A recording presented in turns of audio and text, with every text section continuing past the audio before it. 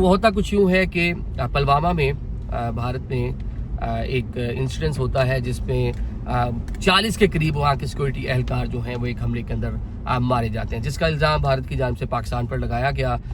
ये 14 फरवरी का वाक़या था।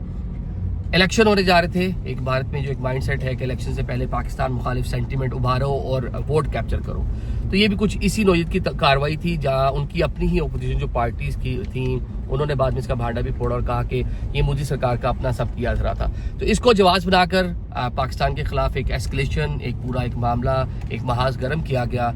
और पाकिस्तान के एक इलाका है बालाकोट जो खैबर पख्तूनख्वा का इलाका है, LOC क्रॉस किया गया इंडियन जो फोर्सेस हैं, जो उनकी एयरफोर्स उसकी जानिब से, और बालाकोट में जब्बा का मुकाम था, वहाँ पर आकर अपना जो पे लोड, जब पाकिस्तानी फोर्सेस ने, पाकिस्तानी एयरफोर्स ने उसको फौरी तौर पर रिस्पॉन्स किया, तो उसके रिस्पॉन्स में इंडियन जो जहाज़ थे वो भागते हुए अपना वजन हल्का किया उन्होंने, और पे लोड वहाँ पर जो उनके मिसाइल लगे हुए थे उनको फेंके। उसको एक वो चिड़िया मार कार्रवाई के तौर पर जाना जाता है।